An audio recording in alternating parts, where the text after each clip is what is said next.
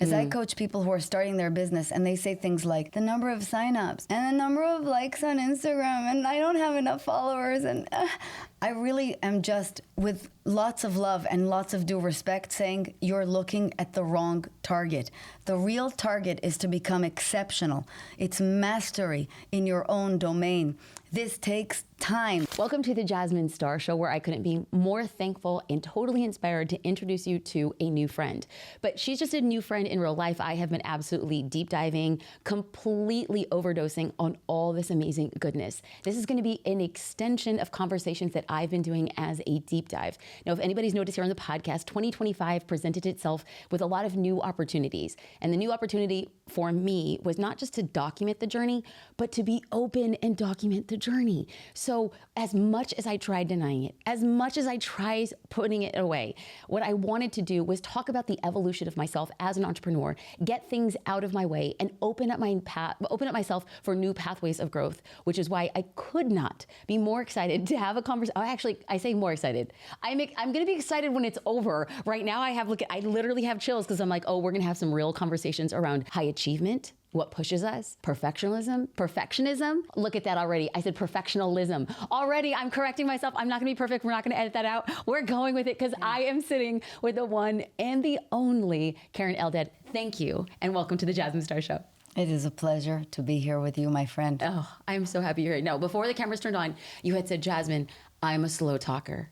And I was like, you're right at home, Keren. I want you to be 100% you. I want you to work your magic. And so sometimes my personality is big. Yeah. And so I don't want to overjump a conversation. I'm going to be your student today. So on that note, I was really intrigued because I had heard that one of the first questions that you asked during your coaching sessions, and we're going to get into your introduction and your backstory. But first, immediately, I love to start the shows by saying, why should somebody watch? What's going to be in it for them? But when I first queued up and I said, oh, this woman's different, is you said one of the first questions you asked during a coaching session is, do you view the world through abundance or an adversarial perspective? As in, I'm going to go and get it, or there's enough. Why do you start with that question? And how does it frame when you start working with an entrepreneur? Because it gives me basically everything I need to know about them. First, most are under the delusion that they are actually looking through the lens of abundance. Most people who arrive at my coaching have been through some form of gateway drug coaching like Tony Robbins, or have read some self-help books. They are familiar with the concept and they see themselves as optimistic. And by the way, behaviorally, the high D, high I in the DISC profile, which is the vast majority of my clients, are optimistic. They are on the more enthusiastic side of the spectrum. Okay, we'll pause. Describe the quintessential. I know you've worked with world leaders and athletes and celebrities and mega entrepreneurs. And talk to me about like the traditional scope. Like, who is the person normally who walks through the door? Yeah, well, they're high achievers. And high achievers, just so I'm really clear, can also mean super obsessive moms. There are people who are hyper focused and intense in any dimension of their life. They have a little bit of obsessiveness, and that's what they all have in common. Whether you're a world leader or a special ops person or a other form of politician or Olympic athletes, I've coached a lot of C-suite executives and a lot of founders. But I've also coached a lot of regular people. I consider myself a normie, overachiever, but very, very hyper-focused or obsessive in some way. And that brings me to the worldview that's really dominant. The worldview that's really dominant is that I see the world as adversarial, I see resources as scarce, and I see myself as in competition with time and with others, which actually rigs the game against you. The value of today's episode is us being able to tell the truth about what this competitive mindset, the hustle mindset, the hardworking mindset, the immigrant mindset actually does, and how to correct that so you can have a much easier time with your business and with your life. Okay, so sometimes I'm the voice of the people. And so when you say that, to correct that, sometimes I think that my edge is that. And so if I corrected it, do I lose my edge? No, you're making it a binary choice. This is classic scarcity thinking. Classic scarcity thinking is, if not this, then nothing. But there's like 10,000 shades of gray there. You won't technically become lazy, you'll just become gentle. There's a very big difference between perfectionism and high standards. Now, as you can obviously see, I have high standards, but they don't hurt. If I showed up 2 minutes late today, I wouldn't beat myself up. I would apologize. If I send out an email, I write my own newsletters with a typo, I'm proud of it because you can tell that an AI didn't write it. I'm not going to beat myself up for it. If I miss a workout, I'm not going to beat myself up. Perfectionists do. They really do think that once you basically lower the pressure on the gas, you're actually letting go. When the opposite is true, you're actually becoming more efficient. And you're speaking at this from a really real, raw place because you are a recovering perfectionist. Recovering, and that means lifelong struggle. I have accepted this. I like to say that I wanted to call my book Gilded Workaholics Anonymous. All of us, I don't know, for me, I don't know what it's like for you, but if I start reorganizing my shelves, I will do that for 4 hours. I'll do it for 4 days. Yeah, literally. Oh, yeah. Like a reorg of the closet is... Yes. Honey, I will see you tomorrow, and this is the rest of my day. And I don't know how I fall into those rabbit holes, but it's never enough. So you really have to learn how to work against these patterns. Now let's talk about this in business. My first big break in business was 2023. So very recent. That was the first time we broke 7 figures. Instead of thinking, okay, great, let's parse this out, let's solidify this, let's systematize this, like a real business person, I went, just keep opening the floodgates, let it come in until I'm so overwhelmed and my assistant's so overwhelmed and my director of operations is so overwhelmed that everyone, including myself, is saying we're going to quit. Shut it down. I don't want to do this anymore. In other words, we just don't have that valve. The real goal of Gilded is to show you that rushing for the wrong targets and playing the adversarial game is ultimately going to wear you down. You are actually going to be playing not to lose. You're going to be playing a mediocre game rather than playing to win, playing like a superstar. Okay. I want to pause here because I want to go back to adversarial, because when I had heard you ask this question, I would never immediately identify with myself with I'm choosing or I subscribe to an adversarial mindset. But I also knew at the same time, I didn't subscribe to a fully abundant mindset. And when we talk about perfectionism, I would honestly, people think that I'm so self-aware and self-unaware. If they were to say, oh, you're a perfectionist, I would say, no, I'm not.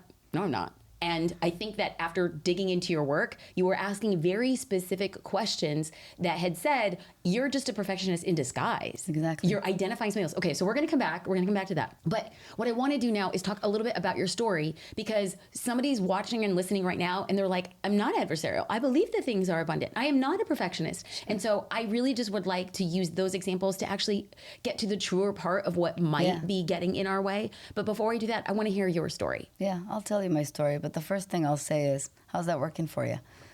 Well, if you're not in the middle of a smack dab absolute dream life floating down a river, then technically speaking, there's some scarcity working out. And there's no shame in the game. The only shame is if you stay there and don't look at it. You already talked so deeply to just last couple of episodes, Dr. Natasha and Peter Crone, that I already can see what you're up against, what perfectionist sort of Damocles is here. Okay. This is the thing with having your content out there. So Keren came. She picked up what Dr. Natasha and Peter Crone put down. And now what she's doing is she has all these insights into me. And so what I'm feeling right now is, oh my God, this might be very uncomfortable. And oh my God, I'm ready for it.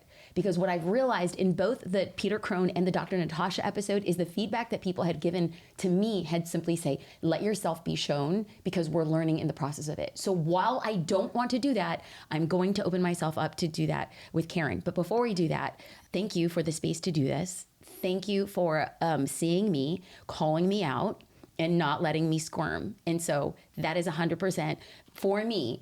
Put your foot on that pedal. I'm ready to be open and I'm ready to learn. But before I do that, I want to hear more about your story so that the audience can jump in and see where you're coming from. Well, I'm one of those people who did everything right. I'm been before you hate me. Please listen in. It ends well. I'm normal. I was just raised to be a good person and a really good, diligent student. So I understood how linearly life could be played and what I was going to be rewarded for. And I've also been born with a lot of the faculties that align with that. So I was always a straight A student. Then I became an officer in the Army. Then after the Army, I got a first degree at a very fancy school, and then a second degree at a very fancy school. Then I married a very tall man, which, as we all know, is the holy high kahuna of all aspirations for women. And then I got lucrative jobs, mostly informed by my adoration for the movie The Devil Wears Prada. And there I was in a cutthroat industry, rising up the top, doing everything right and dressing appropriately. I don't think I ate since 1994, so I managed to stay trim too. And everything was just checkbox after checkbox. But after that marriage, I found myself in a city I hated, Zurich. I'm a New Yorker. Anyone who's been to Zurich will understand the distinction. And living with a man who was abusive. And in the unraveling, because almost all my life started to feel stale and stagnant, I'm in a pile of basically everything I've ever wanted, everything I've ever been told to want, everything I've ever been told to do. I just can't deal. I also have such a severe invulnerability problem. It's so hard to admit that the pictures you see on Instagram are nowhere near the truth, that I have no one to share this with. And so one day after a robbery in my house, where I discovered, by the way, after filing the police report that he had also not paid any of our bills, my ex-husband, my now ex-husband, I found myself in the shower, Colombian soap opera style, sobbing, and thinking that maybe my only way out of this is to kill myself, which is a very unusual thought until now. I've been a suicide counselor for so long, I realized how common this is and how much more aggressive this is for high achievers. We really don't know where to go.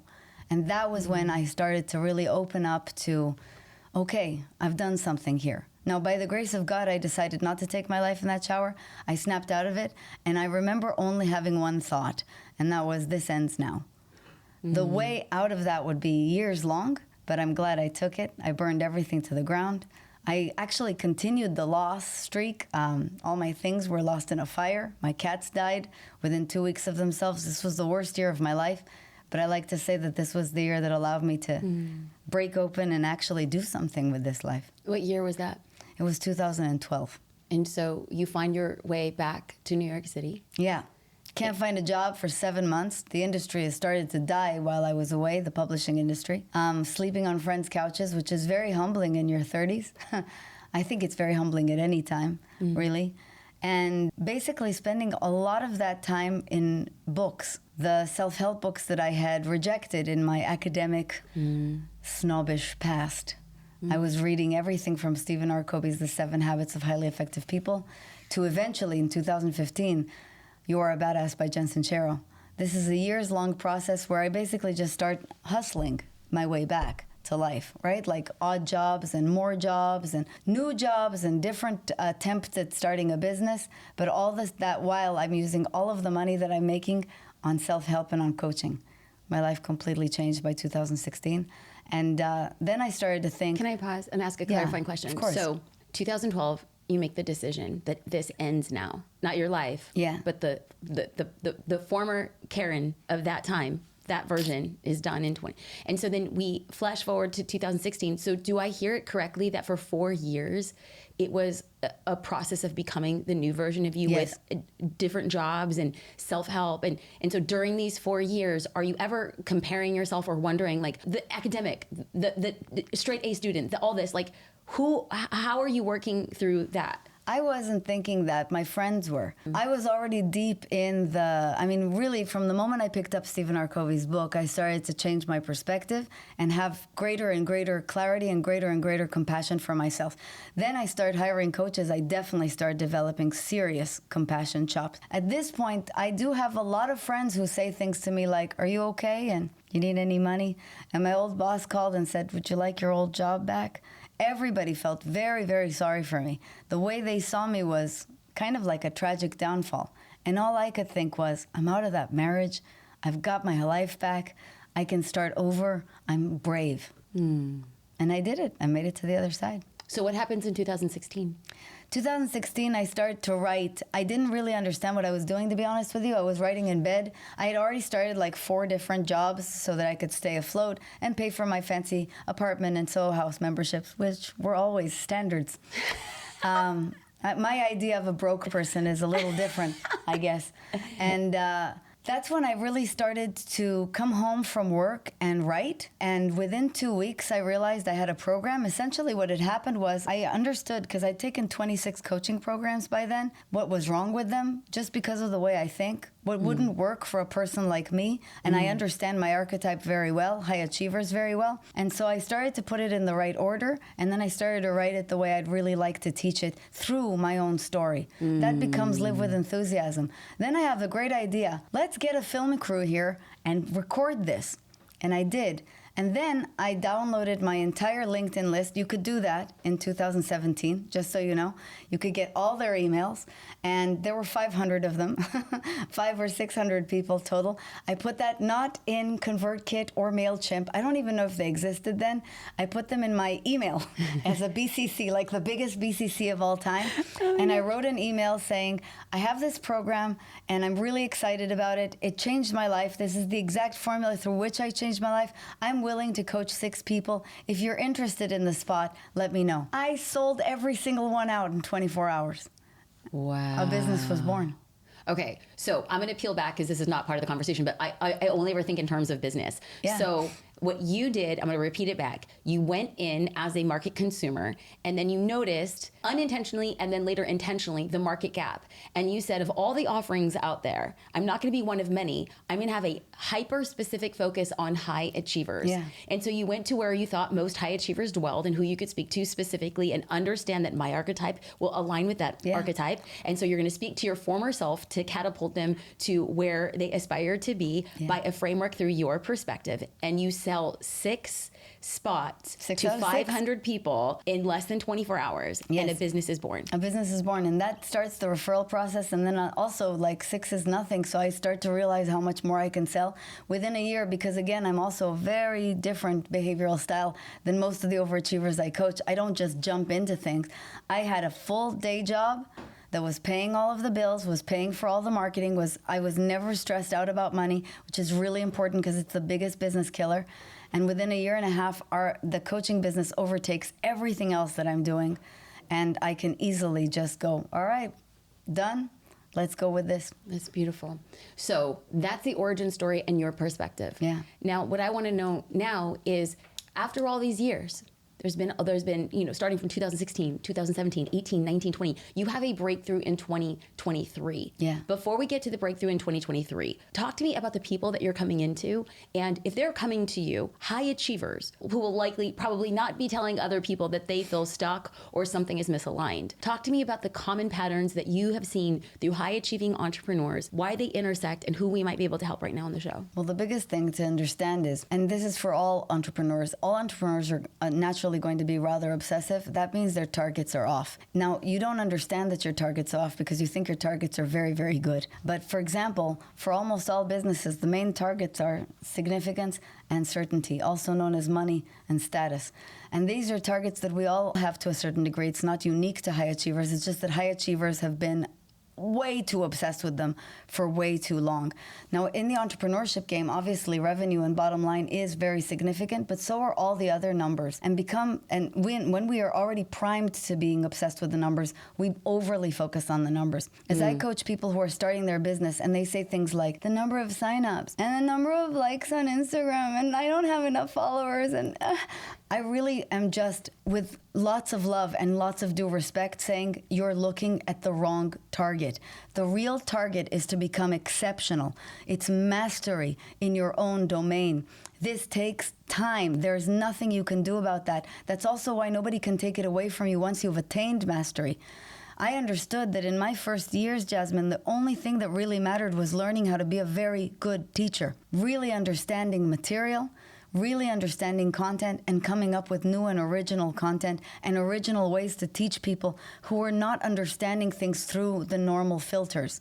In other words, they have different configurations, and I wanted to make sure that I knew how to answer their configurations. Can I apply pressure to that, though? Sure. Okay, so I think that defaulting is, as high-performing entrepreneurs, we focus on numbers because numbers are real. Now, I agree. The targets are off. I totally agree. But then when you go to something esoteric, like the real target should be becoming exceptional and obtaining mastery, that's so nebulous. Like, yes. How does one realize I've obtained mastery? I am exceptional. Obtaining mastering is putting in your 10,000 hours. It means doing what you're doing, or the service you're providing, or creating the product you're creating 10,000 times. That's what's going to collect mastery for you. Now, let me be clear. I understand no money, no business. Right. But that doesn't actually necessarily mean no millions, no business. It just means your goal should be no plan B, which means you will do anything to support the mastery. You will do anything necessary, short of a lack of ethics, to support your mastery. And that's basically it. That meant that I knew that I would continue to have 4 jobs until the coaching business took off properly, and that I would continue to find the funds to invest in my skill for as long as it took. And I started to remove all the scarcity swords from above my head. It has to be this way, but in 3 years, it has to be this way in 6 years, et cetera, et cetera. No, my goal is to just have a great business that I love and that's serving people. That's it. I have to say thank you, because literally on the drive here to the studio, I have like the ticket in my hand, and I'm like, do I pay to go to this event? And it's literally in a week, and the flights are bananas expensive. And I'm just like, I'm not sure. I called JD and I'm like, what do you think? Do you think I should go? And then what you just said right now, anything necessary to support mastery. And all of a sudden it became so clear. Yeah. I absolutely need to make that investment. I absolutely need to be there. I absolutely need to find a way to make it work, because that's the anything necessary to support the mastery. And by the way, this is why I'm such a diehard for coaching. I keep telling people this is not an expense. This is a necessity. This is an absolute necessity. Nobody should think about this. I don't know from my client's experience, but from my own experience, my life would not be the same. I would pay this 1,000 times.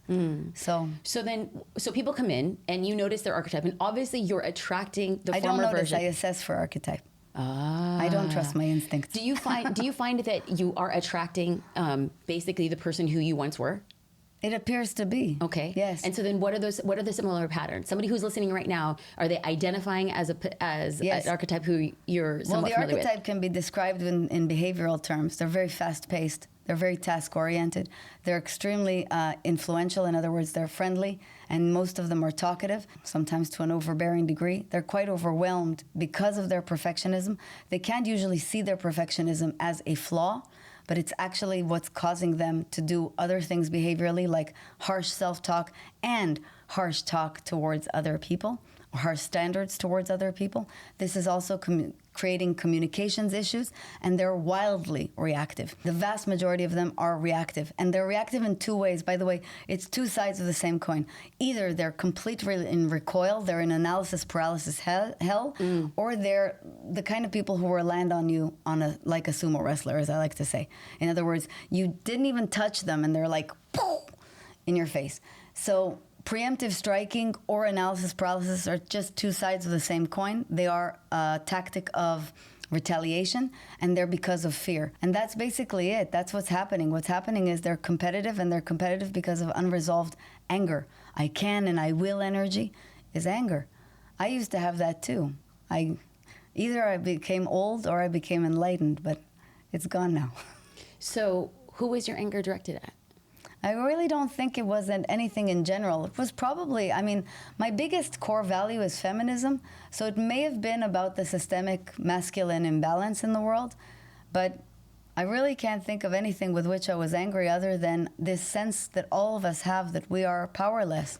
And the sense that we all have that we are powerless makes us look for power externally until we realize that that's a losing game, and that the only way you can ever find it is inside, by renouncing that. So if somebody's listening now and they feel powerless, how do they objectively and concretely feel or choose to believe that they are powerful? They make the decision to go for peace, and they be easy on themselves. This is easier said than done, but the cultivation process is the process of self-compassion, which is really different. It's not an action or a doing. It's an active decision that you deserve peace, and an operation from there. If you're at a negotiation or you're in a conflict and your agenda is really I want to get this thing, and you just make in that moment the decision, what's my fastest way to peace? You resolve the issue. It's exactly the same with tickets next week for your event. What if the premise is, what is my fastest way to peace? What is the most likely outcome that will drive better, peaceful results in my life? It makes everything much easier. You've got a 12-step program here to help you get there, though. And for people who are listening, she pointed to Gilded, her book, that you can find anywhere that books are sold. And so I'm going to repeat back what I think I heard because it feels like my brain just kind of did like a flip. If I feel angry towards a person who doubted that I couldn't do it, toward a thing that life was unfair, toward a group of people, let's just say a group of people who did me dirty. Okay. And then that anger is there, and that's the thing that's catapulting me and pushing me. Yeah. And then all of a sudden, I simply say, I am going to find peace, and then I'm going to be a better You're usually going to trigger different thoughts. Here's the deal. If you decide they did me wrong, and I'm going to operate from there, I tell you right now, as a person who's been in a lot of conflict negotiations, tell them you have diarrhea, go home. Nobody's ever going to ask questions if you say you have diarrhea. So you'll be able to just get out of there. Nothing good will come of that chaos. If instead you think, I deserve peace, there is a peaceful way to resolve this, there is a way to come out on top that is around them, that is not about what they're doing or what they did, that is literally just about me getting the outcome that I ultimately desire, you will then start to spawn new thoughts that will get you to where you want to go without making it personal, without making them the issue. Good. That's pretty much it. That's good. And so one thing that I want to do now is I want to make this, and again, here I'm going to apologize to the audience, but I'm doing this because people have given feedback that like the Jasmine, when you personalize it. So this is the thing I don't want to do, and this is what I'm going to do. Okay. So way to break through that upper limit, buddy. Thank you, baby. Thank you. I received it, but I can only do that in a safe space. And you are that safe space. And I've done a lot of work. I've done so much research about you. So I knew immediately that this was going to be a safe space. And so when we're talking about high achieving, it's crazy because yes, I identify as a high achiever, but I wouldn't say like I'm the high achieving of high achieving. And I do believe that's probably because of the people I surround myself with. I surround myself with a lot of high achievers who are working more, doing more, being more, far more, objectively. On the totem pole that we know we shouldn't place ourselves on, I could just simply say they're doing a lot more. And then I wouldn't necessarily identify myself as a perfectionist, but after going through a lot of your work and reading your book, and I'm like, okay, I'm kind of disguised at this. But yet even that, I wouldn't say that I'm a 10 out of 10 perfectionist. So that is like the majority of the people who are watching and listening.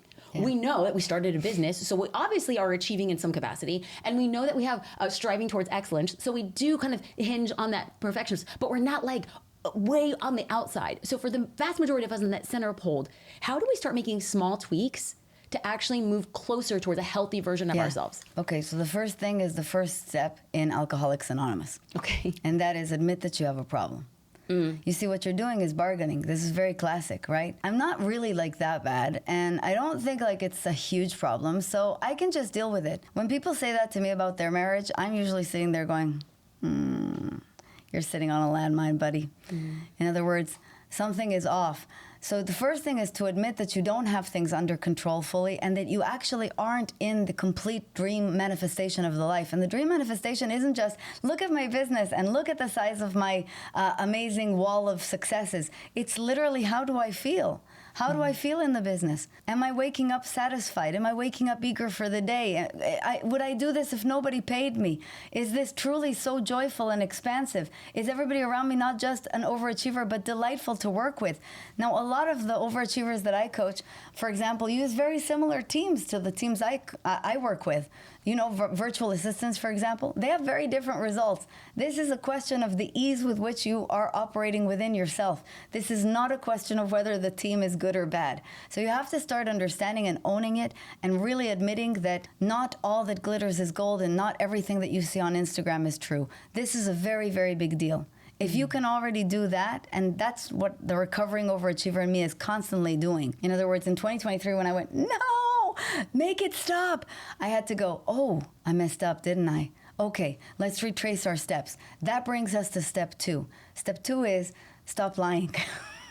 Just completely stop lying. Be completely vulnerable. Be completely transparent. This is what didn't work. This is what we did wrong. I am exactly like you in that sense, except it's not on a podcast format. But with my clients, I sit down and I go, here's how we messed up. Here are the 5 things I clearly was thinking in the wrong way. Here are the ways I reversed this. Here's what the results were.